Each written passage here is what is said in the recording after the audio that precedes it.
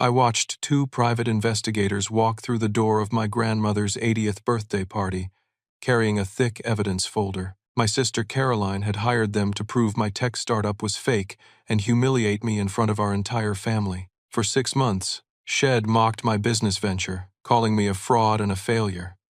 Shed told everyone I was lying about everything. But as the investigators approached, I noticed something strange. They weren't looking at me. They were walking straight toward Caroline, and one of them was holding handcuffs. Let me take you back 6 months to where this nightmare began. I'm James, 28 years old, and until that spring, I'd been the responsible one in our family. The safe one. The boring one, if you ask my sister. I'd spent 5 years working as an accountant at Henderson and Associates, a mid-sized firm in Portland. Decent salary, health insurance, a retirement plan. Everything my mother said constituted a real career. Then I quit. I left to start my own software company. Not some vague dream, but a real business with a real purpose. My best friend Tyler runs a small contracting business, and for years I'd watched him struggle with project management software. Everything on the market was designed for massive construction companies with dedicated IT departments. Tyler needed something simple, affordable, intuitive, so I decided to build it. I called it BuildTrack, a project management tool specifically for small construction companies. Scheduling, budget tracking, client communications, all in one place. I spent 3 months developing a prototype, talking to contractors, refining the concept.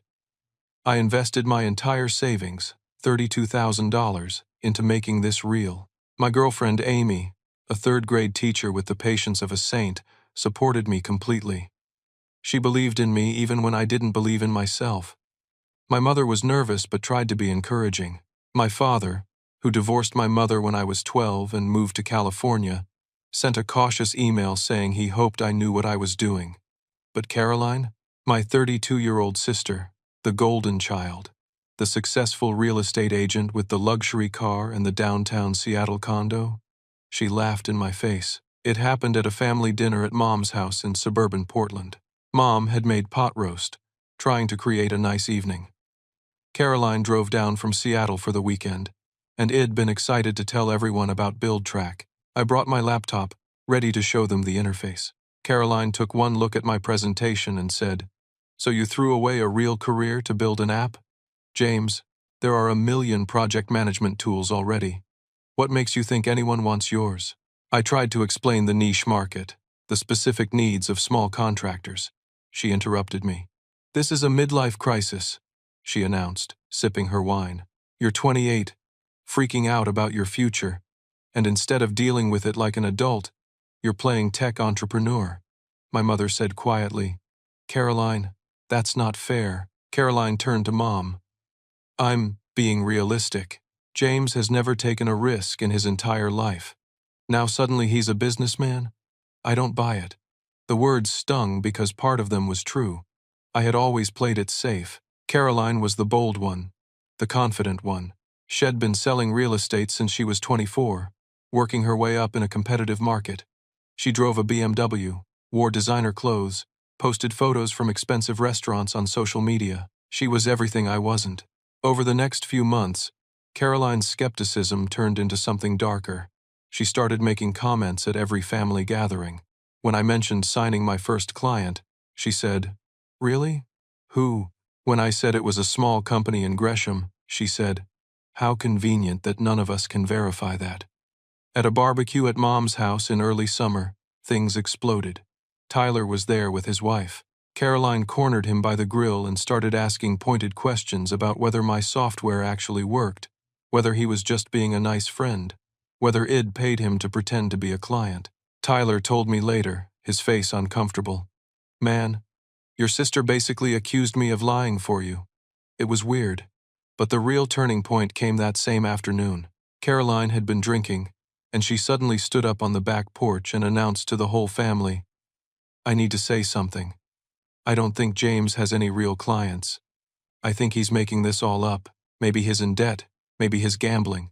I don't know. But something's not adding up. And I'm going to get to the bottom of this because I care about our family's reputation."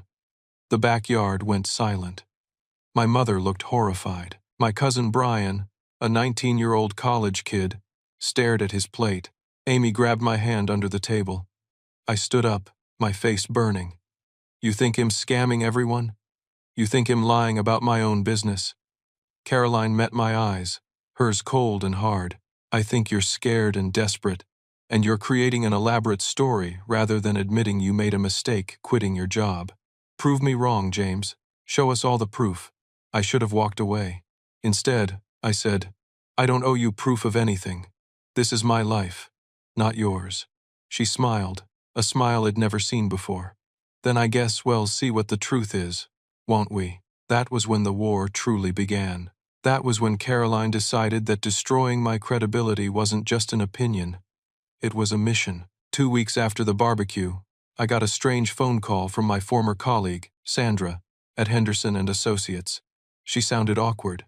Hey, James, I probably shouldn't tell you this, but your sister called the office yesterday. She talked to Daniel in HR. She was asking about why you really left, whether you'd been fired, if there were any issues with your performance or ethics. My stomach dropped.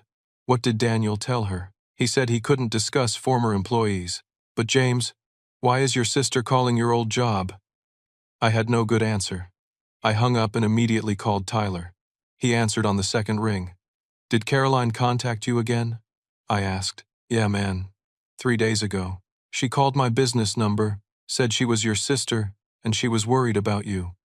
She asked if BuildTrack was real, if it actually functioned, if I was really paying you, or if you were paying me to pretend. I told her it was none of her business, and hung up.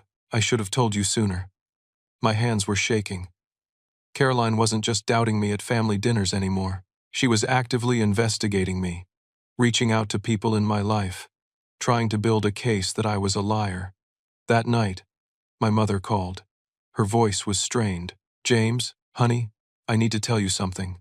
Caroline started a family group chat. You're not in it. She's been messaging everyone, your aunts, your cousins, even your father. Shay's saying Shay's concerned about you, that you're being secretive, that she thinks you might be in financial trouble. What? The word came out strangled. She thinks you might be gambling or in debt, and you made up the business story as a cover. She's been asking people if you've asked them for money, if you've been acting strange. I felt like the walls were closing in. Mom, I'm not in debt. I'm not gambling. My business is real. I have 4 paying clients now. I hired a part-time developer named Marcus. This is actually working. I know, sweetheart. I believe you. But Caroline is very convincing. She's very worried, or at least she says she is. Why had I kept the business so quiet? I realized now it was because Id wanted to wait until I had undeniable success before announcing it. Id wanted to avoid exactly this. The scrutiny, the doubt, the need to prove myself to people who should have just trusted me. A few days later, my cousin Brian called me. Has a good kid, studying engineering at Portland State. He sounded nervous. James, I have to tell you something. Caroline asked me to keep an eye on you. She offered to pay me $100 to report back if you said anything about money problems or seemed stressed. She what? I told her no. I'm not spying on you, but I thought you should know. I confronted Caroline by phone that evening. She answered cheerfully, like nothing was wrong. Caroline, you need to stop, I said, trying to keep my voice level. You're calling my old job, interrogating my friends, recruiting family members to spy on me. This is insane. I'm protecting our family, she said calmly. If you're telling the truth, you have nothing to worry about. I shouldn't have to prove anything to you. Then don't. But Grandma's 80th birthday party is in 3 months. I think that'll be a good time for some honesty, don't you? There was something ominous in her tone. What does that mean? It means the truth always comes out, little brother. See you then. She hung up. What Caroline didn't know was that my business was actually succeeding. BuildTrack had 4 clients.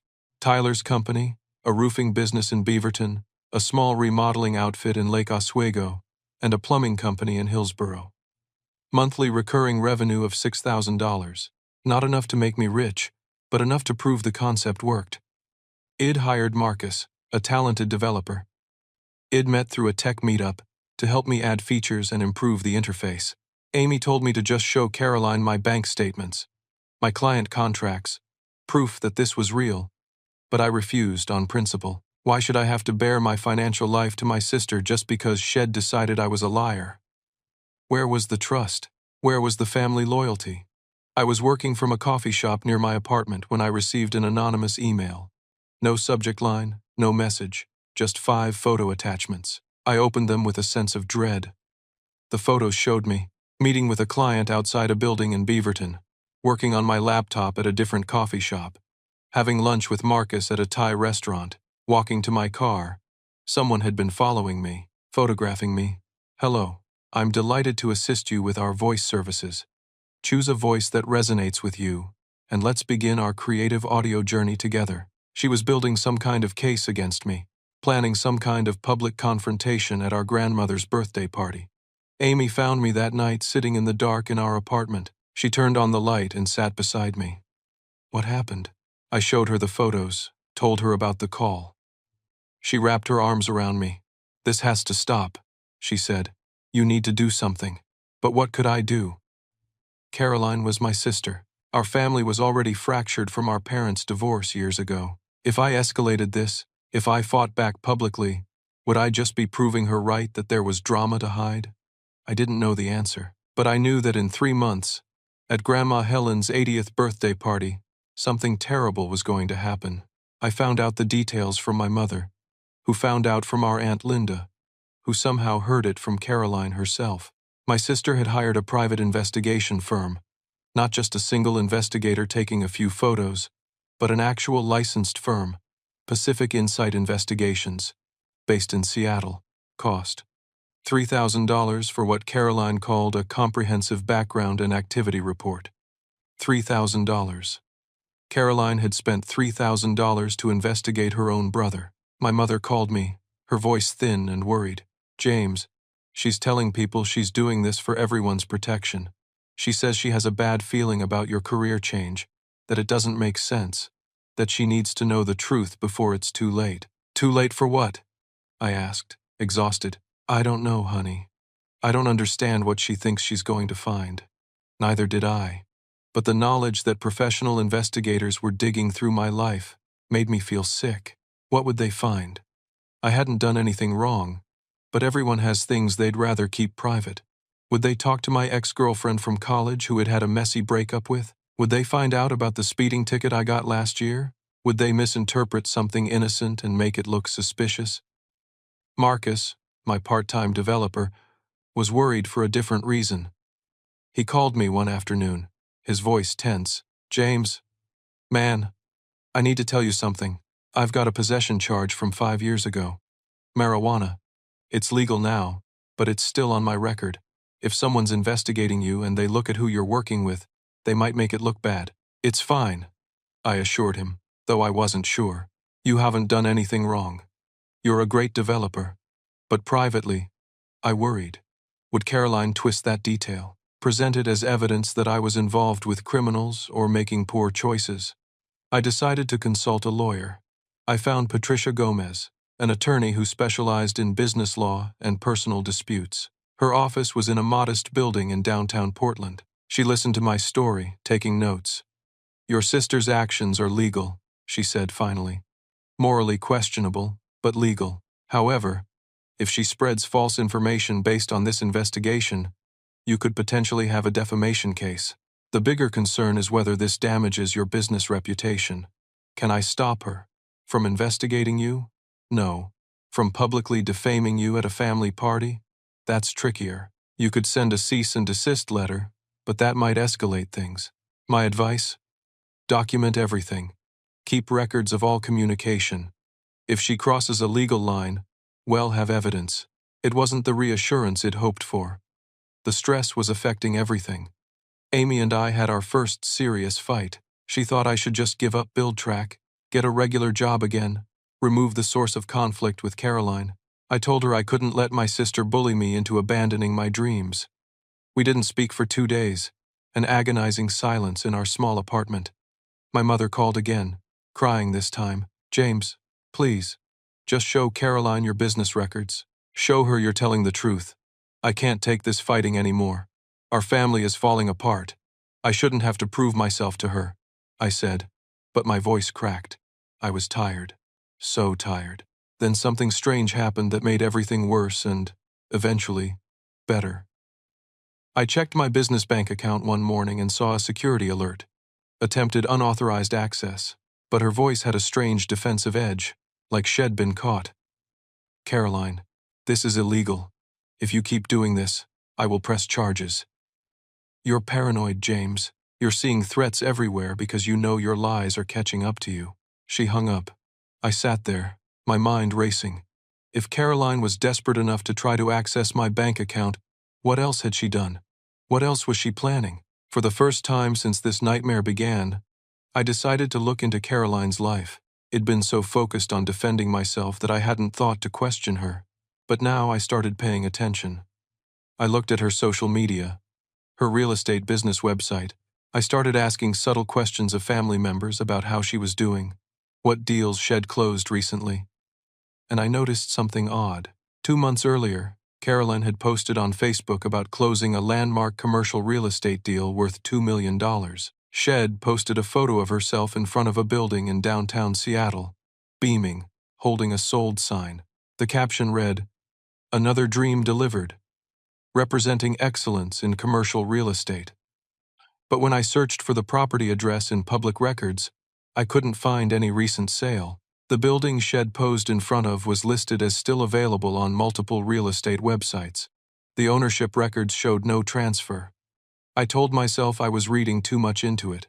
Maybe the sale was pending. Maybe it was under a different listing. Maybe I just didn't know how to read commercial real estate records properly. But a seed of doubt had been planted in my mind. My sister, who was so obsessed with proving I was a liar, might have posted a fake success of her own. I was still thinking about this, still unsure what it meant, when I received a thick envelope 1 week before our grandmother's party. It was delivered to my apartment by courier. The return address said Pacific Insight Investigations, but it wasn't addressed to Caroline. It was addressed to me. My hands trembled as I opened it. Inside was a letter on professional letterhead, signed by someone named Janet Reeves, lead investigator. The letter read, "Mr. James Whitman, during the course of an investigation commissioned by your sister, Carolyn Whitman, we uncovered information that we are legally and ethically obligated to share with you. Your sister provided us with false information about you and made claims that constitute potential fraud on her part. We have terminated our contract with Miss Whitman effective immediately. We do not assist clients who provide false pretenses or who may themselves be engaged in illegal activity. Enclosed are copies of documents we discovered regarding your sister's business activities during our routine background check on her, which is standard procedure when a client engages our services. We recommend you consult with legal counsel regarding these materials. We apologize for any distress this investigation may have caused you. Our findings regarding you showed no evidence of fraud, deception, or illegal activity. You appear to be operating a legitimate small business in good faith. Sincerely, Janet Reeves, lead investigator, Pacific Insight Investigations." My heart was pounding so hard I could hear it in my ears. I pulled out the stack of documents underneath the letter, and I began to read the truth about my sister's life.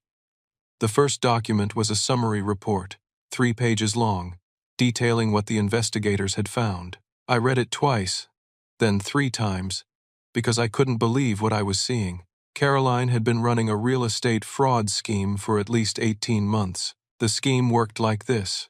Caroline would approach potential buyers, individuals, or small business owners looking for commercial property. She'd tell them she had exclusive access to high-value properties that weren't officially on the market yet. Properties about to be listed, insider deals, once-in-a-lifetime opportunities. She'd show them photos, fake listing sheets, fabricated property details. Then she'd ask for a good faith deposit, anywhere from $5,000 to $25,000, depending on the supposed value of the property. She'd promise these deposits would be held in escrow and would go toward the purchase price once the deal closed. But the properties were fake. Either they didn't exist, or they'd already been sold, or Caroline had no legal authority to represent them. The deposits went straight into Carolyn's personal accounts. No escrow, no real deals, just theft. The investigators had found evidence of at least 11 victims. The total estimated fraud, over $170,000. $170,000, stolen from people who trusted her. I read the names of the victims. Ordinary people trying to invest in their futures. Hank Nguyen, owner of a Vietnamese restaurant, who'd given Caroline $15,000 for a guaranteed commercial kitchen space in downtown Seattle.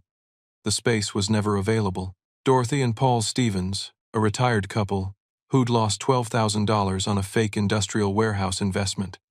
Caroline had created elaborate fake documents, contracts with forged signatures, fabricated LLC names, fraudulent escrow account statements. Shed built an entire infrastructure of lies. The report noted that 3 victims had already filed complaints with the Washington State Department of Licensing. An investigation was underway, though it had been slow because real estate fraud cases are complex and require significant evidence. But Janet Reeves and her firm had found that evidence. They'd stumbled onto it while running a routine financial background check on Caroline, which they did for all clients to verify payment ability and avoid being used as part of a scam themselves. What they found alarmed them enough that they'd contacted the Real Estate Division of Washington State's Department of Licensing. They'd also flagged the case for potential criminal prosecution. The final page of the report noted, "Subject Caroline Whitman appears to have commissioned this investigation of her brother as a deflection tactic, possibly to create a narrative that would distract from her own illegal activities, should they come to light. Subject shows signs of narcissistic behavior and projection." I sat on my couch, the documents spread around me, feeling like I'd been punched in the stomach. My sister was a criminal, not in some abstract white-collar way. She'd stolen from real people, a restaurant owner, a retired couple, working people who'd scraped together thousands of dollars for a chance at something better. And she'd been planning to stand up at our grandmother's birthday party and publicly accuse me of being a fraud. Amy came home from work and found me still sitting there, surrounded by papers. She read through them, her hand over her mouth. "Oh my God, James, this is serious. This is prison time serious." I called Patricia Gomez, my lawyer. I read her the summary report over the phone. She was silent for a long moment. Then she said, "This is felony fraud, wire fraud, theft by deception, forgery. If the state prosecutor gets involved, your sister could be looking at significant prison time. Have you contacted the police?" "Not yet. The investigators already contacted the state licensing board. You should report this to law enforcement directly. This isn't just a civil matter, James. Your sister has committed serious crimes. I thought about our grandmother's party, now only 6 days away. Caroline had told me she was planning something special. Shed hired a videographer," Shed said in her last text. "She was going to present the investigation report publicly and humiliate me in front of the entire family. But she had no idea that the investigators had turned on her. She had no idea that she wasn't holding a weapon against me but against herself." That night I couldn't sleep. I lay next to Amy, staring at the ceiling, wrestling with impossible emotions. Part of me felt vindicated. I wasn't the liar. She was.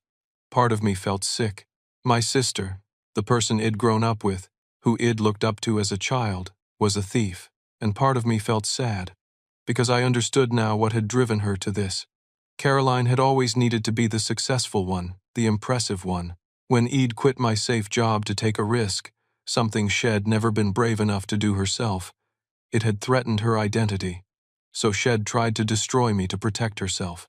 And when that wasn't enough, when her insecurity kept eating at her, Shed started stealing, creating a fake version of success because she couldn't handle the real thing. At 2 in the morning, my phone buzzed with a voicemail. I hadn't heard it ring.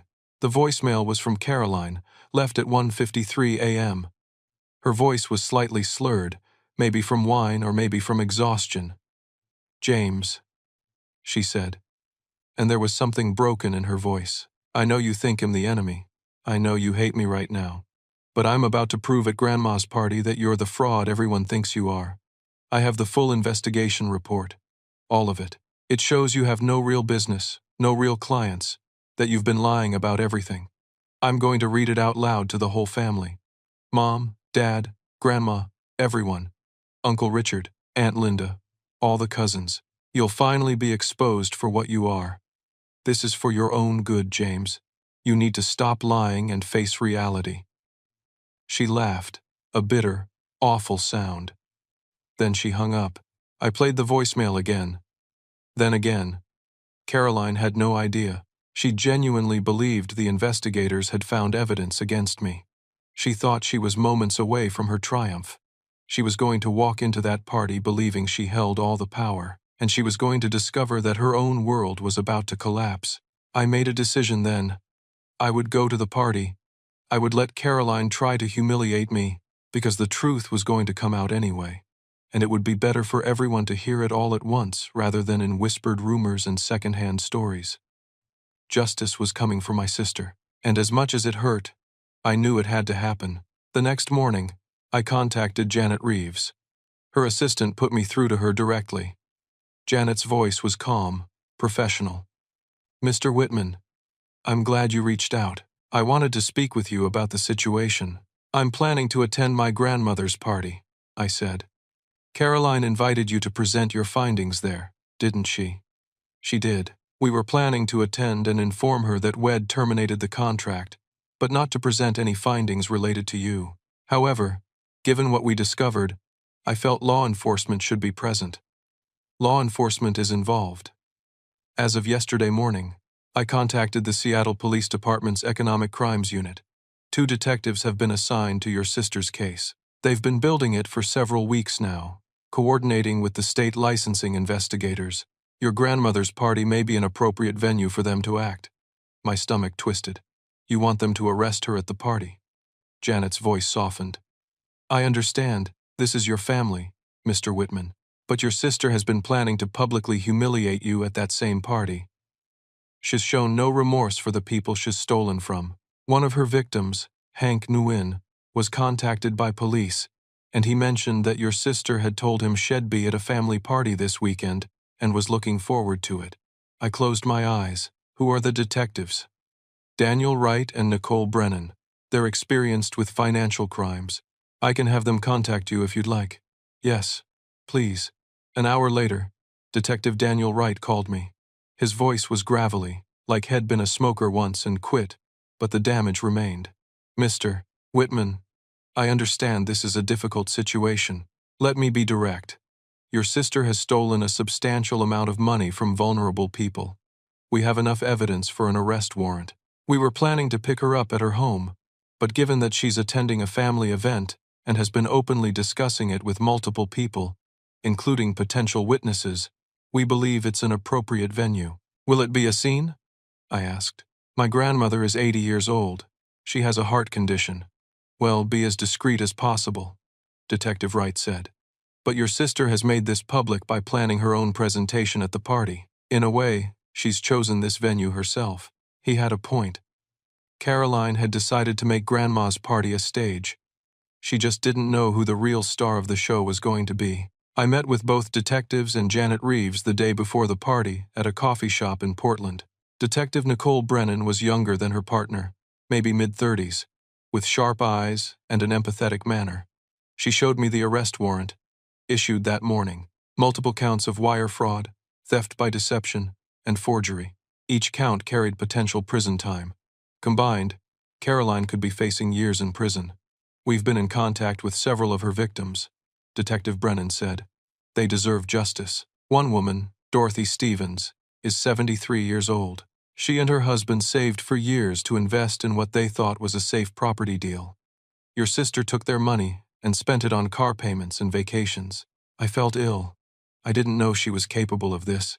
Family members rarely do," Detective Wright said. "White-collar criminals often lead double lives. They can be charming, successful in public, while engaging in fraud behind the scenes." I asked the question that had been haunting me. "Does this really need to happen at my grandmother's party? Can't you wait until the day after?" Detective Brennan looked at me with something like sympathy. "Your sister contacted Hank Nguyen, one of her victims, 3 days ago. She called him, asking if he was still interested in commercial properties. She tried to sell him another fake deal. Mr. Whitman, Your sister is actively continuing to defraud people. We can't wait. So it was decided. The detectives would attend the party, dressed professionally but not in uniform. They'd wait for Caroline to make her presentation. Then they'd act. Janet Reeves would be there too, to explain what her investigation had actually found. It would all come out at once. The truth about me. The truth about Caroline. Everything. I called my mother and told her vaguely that something serious was going to happen at the party involving Caroline. What do you mean? Her voice rose in panic. James, what's happening? I can't explain yet, Mom, but I need you to trust me. And I need you to make sure Grandma is sitting down, maybe with someone close to her, during the party. Aunt Linda or someone. You're scaring me. I know. I'm sorry. But this has to happen. I also called my father in California. We hadn't spoken much since Head remarried and started a new family. But he deserved to know. Dad, something's going to happen at Grandma Helen's party. It's about Caroline. It's serious. Legal serious. There was a long silence. What did she do? I can't say yet. But it's bad. Just be prepared. Should I not come? No. Come. She's your mother. And Caroline will need family, even if she doesn't deserve it. The night before the party, Amy and I sat together on our couch. She held my hand. Are you okay? She asked. No, I said honestly. My sister is about to be arrested in front of our entire family. My grandmother's 80th birthday is going to be remembered as the day her granddaughter got taken away in handcuffs. Nothing about this is okay. But you didn't cause this. Caroline caused this.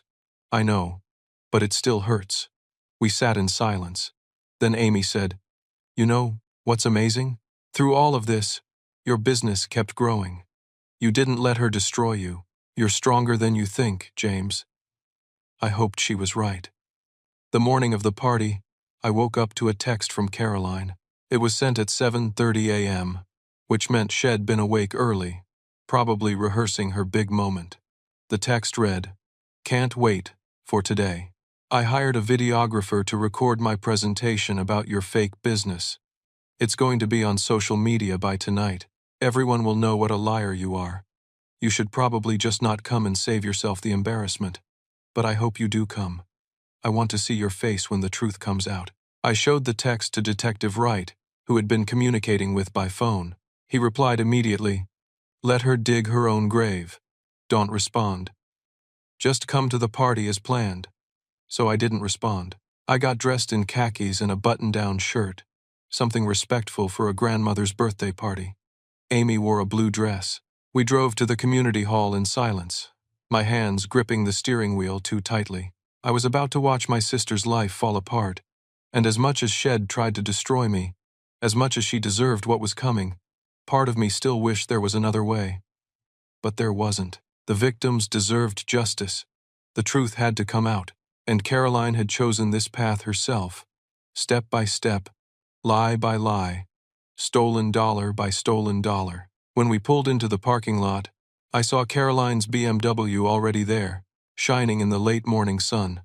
It was time. The community hall had been transformed. Balloons in silver and gold. Photos of Grandma Helen covering one entire wall, chronicling 80 years of life. Tables with white tablecloths. A cake shaped like a garden, decorated with sugar flowers. About 45 people were there when Amy and I arrived. Family members I hadn't seen in months. Uncle Richard and Aunt Linda. My cousin Brian with his girlfriend. Neighbors from Grandma's street. Old friends from her church. Everyone smiling, talking, celebrating. And Caroline, in the center of it all, wearing a red dress that probably cost more than my rent. Her hair perfect. Her makeup flawless. She was laughing with Aunt Linda, holding a glass of champagne, playing the role of the successful, caring granddaughter. She saw me walk in. Our eyes met across the room. Her smile turned cold and sharp, triumphant. She thought she was about to win. I walked over to Grandma Helen, who was sitting in a cushioned chair near the cake table. She was small, 80 years old, her silver hair and soft curls, her eyes warm and gentle behind her glasses. She'd always been the heart of our family, the one who held us together after my parents' divorce, who remembered everyone's birthdays, who sent cards and made phone calls, and told us she loved us. She hugged me tightly. James, my sweet boy, I'm so happy you're here. Happy birthday, Grandma. I love you. She held my face in her hands, studying me. You look worried. Is everything all right? I tried to smile. It will be, I promise. She looked past me toward Caroline, then back to me. Her expression was sad. I don't know what's happening between you two, but your family, your brother and sister, that has to mean something. It does mean something, Grandma. It means we tell each other the truth, even when it hurts. She squeezed my hand. The first hour of the party was normal. We ate finger foods and cake. People shared stories about Grandma Helen's life. My mother told a story about how Grandma used to make Halloween costumes by hand for all the grandkids. Uncle Richard talked about how Shed taught him to fish when he was 8 years old. It was sweet and normal, and everything a birthday party should be. But I kept watching the door. Janet Reeves and the detectives were supposed to arrive around noon. It was 11:45. Caroline kept looking at her phone, checking the time, smiling to herself. At 11:50, Janet Reeves and her colleague David Park walked in. They were dressed in business casual, carrying a folder. They looked like ordinary guests, except for the serious expressions on their faces. Caroline saw them, and her face lit up. She actually clapped her hands together once, like a child on Christmas morning. At 11:55, Detectives Daniel Wright and Nicole Brennan entered. They wore jackets despite the warm day, probably to conceal their badges and weapons. They stood near the back of the hall, observing. At exactly noon, Caroline stood up and clinked a spoon against her champagne glass. The room quieted. Everyone turned to look at her. "Hi, everyone," she said, her voice bright and confident. "I know we're here to celebrate Grandma Helen, and we will, but I need to take a moment to address something important. Something about family honesty and accountability." My mother's face went pale. My father shifted uncomfortably. Grandma Helen looked confused. Caroline continued. "For the past 6 months, my brother James has been telling everyone that he quit his job to start a business. A tech startup, he called it. Very impressive sounding. But something never felt right to me. His story had holes. He was secretive, evasive. So, because I love this family, because I care about all of you, I did something difficult. I hired professional investigators to find out the truth." She gestured dramatically toward Janet Reeves. "These investigators have prepared a comprehensive report. James has been lying to all of us. He has no real business, has been deceiving this family for months, and I think we all deserve to know why." The room was completely silent. People stared at me. I felt Amy's hand slip into mine. Caroline looked at Janet Reeves expectantly. "Please, share your findings." Janet Reeves walked slowly to the front of the room. Her face was calm, unreadable. David Park stayed near the door. The detectives moved slightly closer, positioning themselves strategically. Janet said, in a clear, measured voice, "I'm afraid there's been a significant development in our investigation."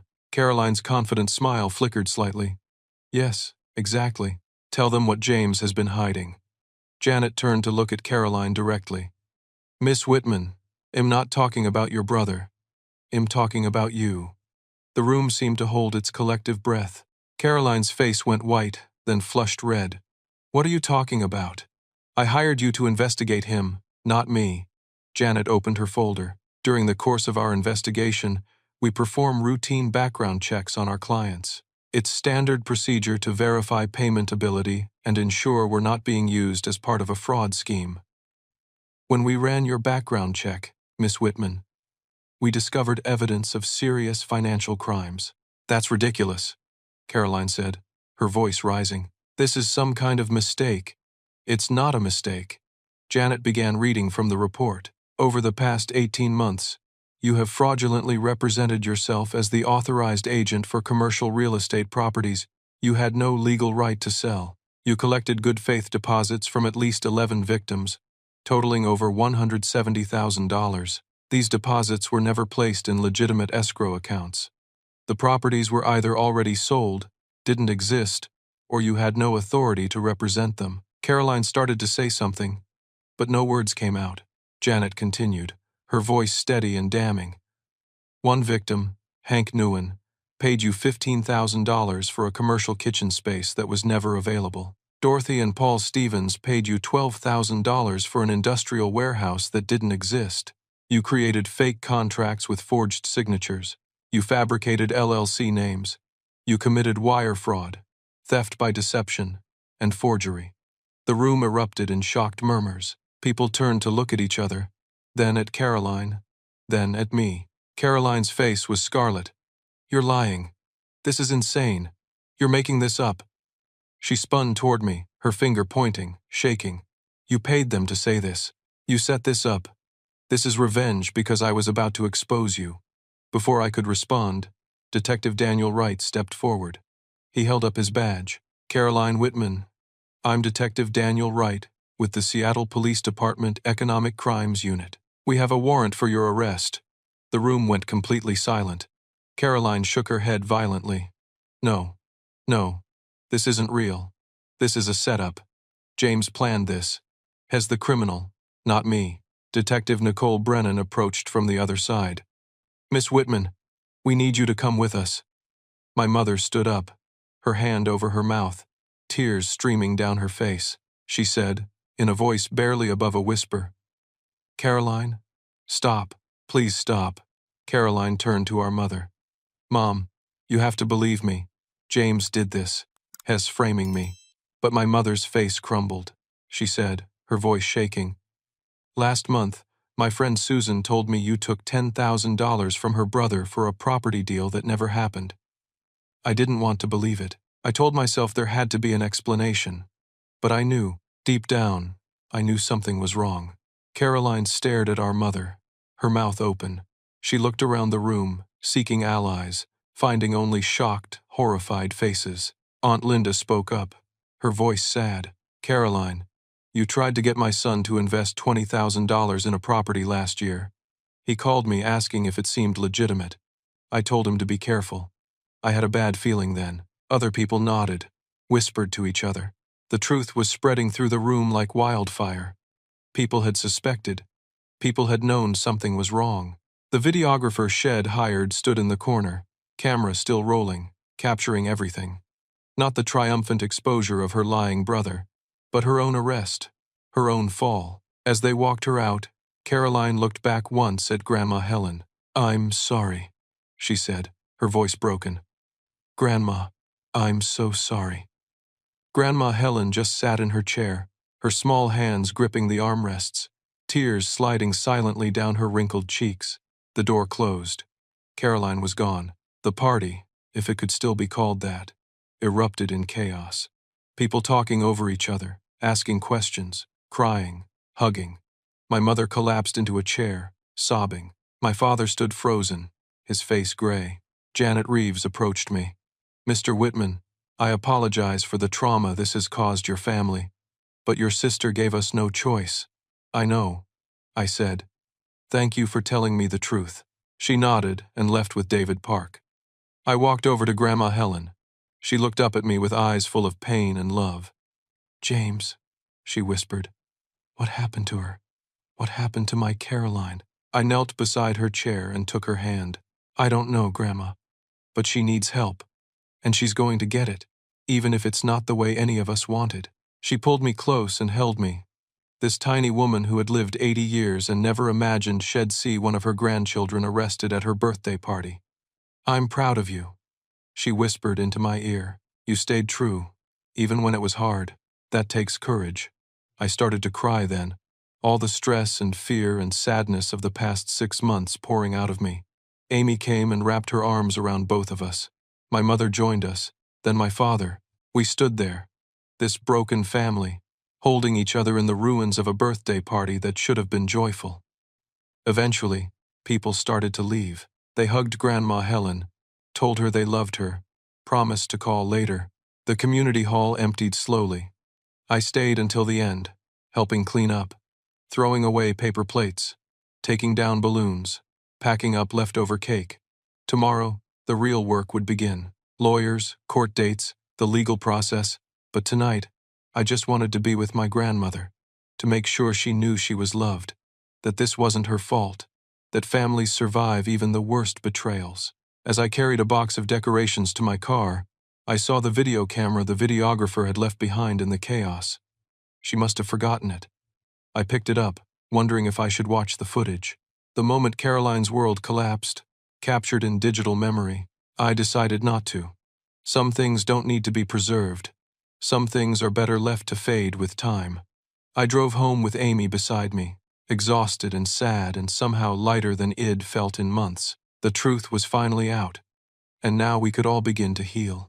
The party ended in chaos, but Grandma Helen asked me to stay behind after everyone else had filtered out. We sat together in a quiet corner of the community hall, the remnants of her 80th birthday celebration scattered around us. Half-eaten cake, deflated balloons, a silence that felt both heavy and healing. She held my hand in both of hers, her skin paper-thin and warm. "James," she said, her voice steady despite what Shed just witnessed, "I want you to know something. I'm proud of you, not because you were right about Caroline, but because through all of this, you didn't become cruel. You could have gloated, you could have been vindictive, but you just stayed true to yourself. Grandma, I'm sorry your birthday was ruined." She shook her head. "My birthday isn't ruined. It's just different than I expected. The truth came out today. That's painful, but it's also necessary. Caroline needed to be stopped before she hurt more people." "Do you hate her?" I asked, the question coming out before I could stop it. "Hate her?" Grandma Helen looked shocked. "James, she's my granddaughter. I love her. I'm heartbroken for her, and for the people she hurt. But hate? Never. Love doesn't work that way, sweetheart. Love means you tell the truth, even when it hurts. You did that today. So did those investigators. So did those police officers. Everyone who spoke the truth today was acting out of love, not hate. I hadn't thought of it that way, but she was right." My mother approached us, her eyes swollen from crying. She'd been talking with my father in another corner of the hall. She sat down beside me. "James, I owe you an apology. I should have defended you from the beginning. I should have told Caroline to stop. Instead, I let her tear you down because I was too scared to confront her." Her voice broke. "I'm your mother. I should have protected you. Mom, you didn't know what she was really doing, but I knew she was treating you badly. That should have been enough." She took a shaky breath. "I talked to your father. We're going to support Caroline through the legal process, but we're also going to make sure she gets help. Real help. Therapy. Whatever she needs. This can't just be about punishment. She's sick, James. Emotionally sick. That doesn't excuse what she did, but it explains it." I hugged my mother. "I love you, Mom. I love you too. I'm so sorry." In the weeks that followed, the legal machinery ground forward. Caroline was formally charged with 11 counts of fraud. The evidence was overwhelming. Bank records, forged documents, testimony from victims. Her lawyer advised her to accept a plea deal rather than go to trial. The plea deal was 4 years in prison, full restitution to all victims, though Shed already spent most of the money, and permanent revocation of her real estate license. Caroline took the deal. I attended her sentencing hearing 2 months later. The courtroom was small, wood-paneled, filled with victims and their families. Hank Nguyen sat in the front row, his face impassive. Dorothy and Paul Stevens, the elderly couple Shed defrauded, held hands and cried quietly. The judge, a stern woman in her 60s, asked if anyone wanted to make a statement. Several victims spoke about how Caroline's fraud had devastated them financially and emotionally. Their words were painful to hear. Then the judge looked at me. "Mr. Whitman, you're the defendant's brother. Do you wish to speak?" I stood up, my legs shaky. I hadn't planned to say anything, but suddenly I knew I needed to. "Your Honor, I don't want to minimize what my sister did. She hurt real people.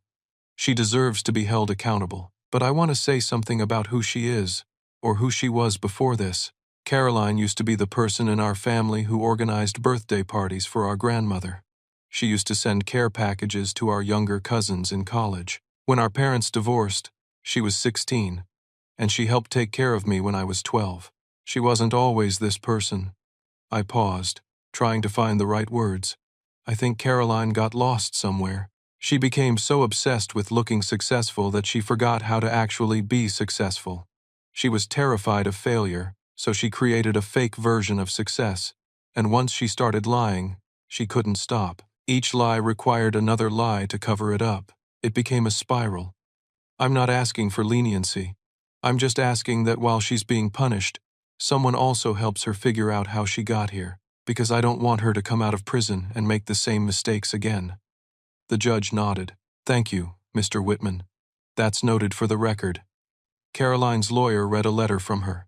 She'd written it from jail, where she'd been held since her arrest. The letter said, I know I hurt so many people. I stole from hardworking individuals who trusted me. I blamed my brother for my own failures. I lied to my family. I was jealous of Jameis' courage to start his own business because it was something he'd always been too afraid to do. When he actually took that risk, it made me feel like a coward. Instead of dealing with those feelings, I tried to destroy him. And when that wasn't enough, when my insecurity kept eating at me, I started stealing. I created a fake version of success because I couldn't handle the pressure of creating real success. I'm deeply sorry. I know sorry isn't enough. I will spend the rest of my life trying to make this right. The judge sentenced Caroline to 4 years in prison as outlined in the plea deal. Caroline cried when the sentence was read. My mother cried. My father put his arm around my mother's shoulders. As the bailiff led Caroline away, she looked back at me one last time. I nodded at her. Not forgiveness exactly, but acknowledgement. We were still siblings. That didn't go away just because she'd done terrible things. I visited Caroline in county jail once before her transfer to the state prison. The visiting room was gray and cold, separated by plexiglass. We spoke through phones, looking at each other through the barrier. She looked broken. Her hair was pulled back in a messy ponytail. She wore an orange jumpsuit. Her eyes were hollow. Why did you come? She asked, her voice barely audible through the phone. Because you're my sister, I said simply. She started to cry. I wanted to prove you were failing because I was terrified you'd succeed and I'd be left behind. You were always the good one, James, the responsible one. I was supposed to be the successful one. That was my identity. When you risked everything to start your own business, it made me question everything about myself. Why hadn't I ever been that brave? Why was I still just coasting on other people's success? So you started stealing. No, it already started before you quit your job. That's the worst part. It'd been running scams for over a year. Your business just gave me a target for all my fear and anger. If I could prove you were a fraud, maybe I wouldn't feel like such a fraud myself. Caroline, you weren't a fraud at first. You were a good real estate agent. You made honest money, but it wasn't enough. I saw other agents driving better cars, closing bigger deals. I felt like I was falling behind. So I cut corners. Then I cut more corners. Then I just started lying completely. We sat in silence for a moment, connected by phone lines and separated by plexiglass and choices. I forgive you, I said finally. Not because what you did was okay, but because holding on to anger will just poison me the same way envy poisoned you. She pressed her hand against the plexiglass. I pressed mine against the other side, our palms separated by a 1/4 inch of bulletproof plastic. Use this time to figure out who you want to be, I told her, not who you think you should be, who you actually want to be. And when you get out, it'll be here. Why? She whispered. After everything I did. Because that's what family means. It doesn't mean we ignore the bad stuff. It means we face it together and try to be better. Meanwhile, my life moved forward. BuildTrack continued to grow. By the end of that year, I had 17 clients. Monthly recurring revenue had grown to $22,000. I hired 2 full-time employees, Marcus, who'd been with me part-time from the beginning, and a customer service specialist named Sarah who handled client communications. I launched a second product, budget tracking software specifically designed for small businesses. It integrated with BuildTrack, but could also be used independently. Within 3 months, I had 8 clients for the new software. Amy and I got engaged on a hiking trip in the Columbia River Gorge. We'd climbed to a viewpoint overlooking the river, the Oregon landscape stretching out in shades of green and gold. I got down on one knee right there, with no one around but us, and the hawks circling overhead. "You believed in me when no one else did," I said. "You stood by me through the worst time of my life. Will you stand by me for the rest of it?" She said yes, crying and laughing at the same time. I started a blog about entrepreneurship. I wrote honestly about failure, about family, about resilience. I told the whole story of what happened with Caroline, changing names to protect the victims, but being truthful about the emotional journey. One post went viral. I titled it, "My sister tried to destroy my business and destroyed herself. Instead, a story about envy and redemption." It got shared thousands of times. I received hundreds of emails from people who'd experienced similar family betrayals, similar struggles with jealousy and competition between siblings. Many people thanked me for being honest about forgiving Caroline. They said it gave them permission to consider forgiveness in their own lives. Even when the wounds were deep, I realized that my experience, as painful as it had been, had given me something valuable, a platform to help others, and a perspective on what truly matters. Success isn't about defeating other people. It's about becoming the person you're meant to be. Grandma Helen passed away peacefully 2 years after her 80th birthday. She died in her sleep, at home, surrounded by photos of her family. The doctors said her heart simply stopped. She was 82. At her funeral, I gave the eulogy. I talked about unconditional love, about forgiveness, about second chances. I told stories about how Grandma Helen used to bake cookies with us when we were kids, how Shed taught me to tie my shoes and ride a bike, how Shed always had time to listen when I needed to talk. I also talked about the birthday party, about how Grandma had told me she was proud of me for staying true to myself, even when it was hard. Grandma Helen taught us that love means telling the truth, I said from the pulpit, looking out at the gathered family and friends. She taught us that family can wound us deepest, but also has the power to heal us if we allow it. She taught us that forgiveness isn't forgetting. It's choosing to believe that people can change, and giving them the space to do it. Caroline was granted permission to attend the funeral under guard supervision.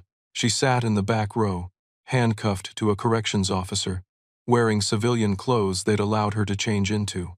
She cried through the entire service. After the funeral, at the cemetery, I stood with my family at Grandma Helen's grave. The casket had been lowered. People were beginning to leave, walking slowly back to their cars. Caroline approached me, the corrections officer staying a respectful few feet back. She and I stood together, looking at the fresh earth, the flowers people had placed around the headstone. "I wasted so much time hating you for being brave," Caroline said quietly. "And I almost wasted time hating you back," I replied. "But Grandma taught us better than that. Do you think she forgave me? For ruining her birthday party?" I thought about Grandma Helen's words to me that day, about how love means telling the truth, even when it hurts, about how she could never hate her granddaughter. "Yes," I said. "I know she did. She told me so. She said you were sick, and she hoped you'd get well. She said she loved you.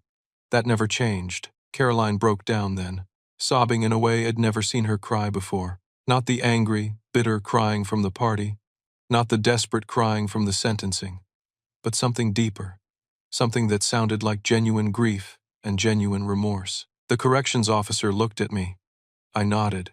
She let Caroline stand there a moment longer. "When you get out," I said, "come see me. Well, figure out what comes next. Together.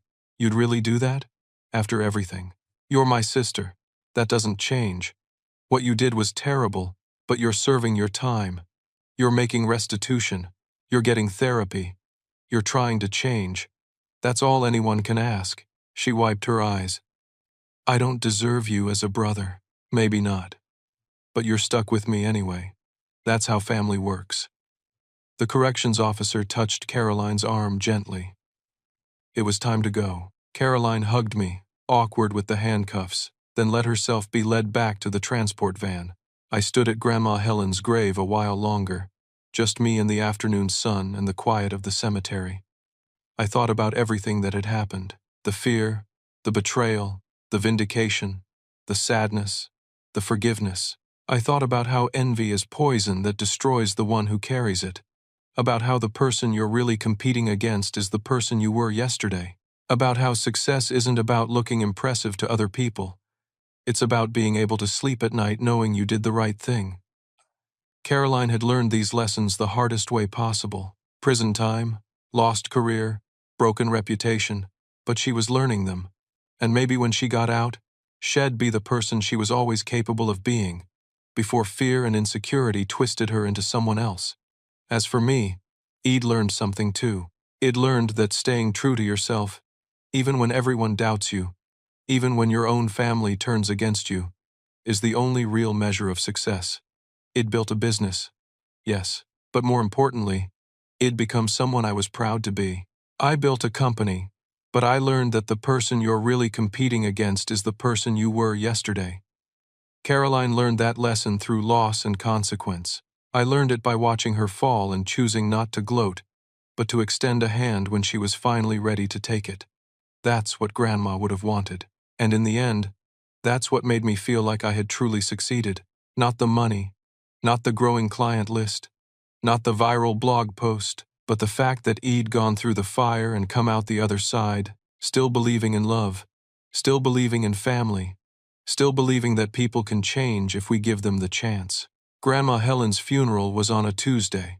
On Wednesday, I went back to work. I had client meetings, software bugs to fix, employees who depended on me. Life went on, but I carried those lessons with me. Every day, in every decision I made, BuildTrack continued to grow. Eventually, Amy and I got married in a small ceremony overlooking the Pacific Ocean. My mother and father both came, standing together for the first time in years, united in happiness for their son. Caroline sent a letter from prison, saying she was sorry she couldn't be there but she was happy for us. She included a drawing shed made in an art therapy class, a simple sketch of two people holding hands. We framed it. 2 years into Caroline's sentence, she was granted early release for good behavior and completion of extensive therapy programs.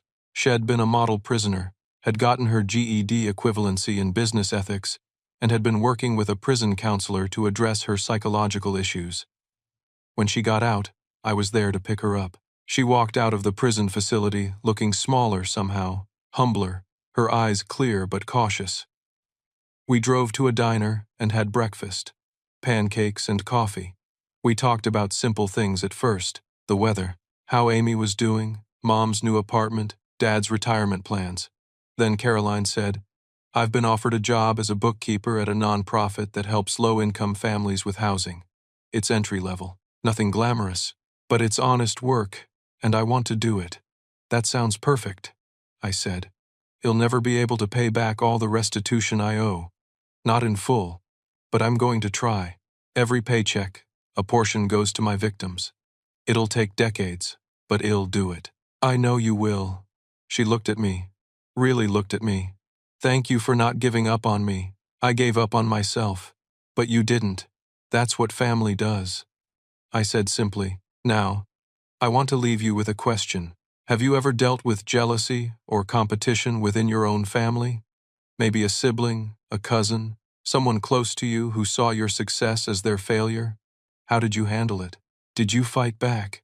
Or did you try to understand where they were coming from? Leave a comment below and share your story. I read every single one, and I'd love to hear from you. If this story touched you, if it made you think about forgiveness, family, or what real success means, please hit that like button. It helps more people find these stories. And if you want to hear more stories about resilience, redemption, and the complicated messiness of real life, subscribe to this channel. I share a new story every week. Share this with someone who needs to hear it. Maybe someone dealing with family conflict, or someone chasing success for the wrong reasons, or someone who needs to be reminded that people can change. Thank you for listening to my story. Thank you for being here, for being part of this community. I hope you walk away from this feeling a little more at peace, a little more willing to forgive, and a little more committed to becoming the best version of yourself. Not for anyone else's approval, but for your own sense of integrity. Take care of yourselves. Take care of each other. And remember, the only person you need to be better than is the person you were yesterday.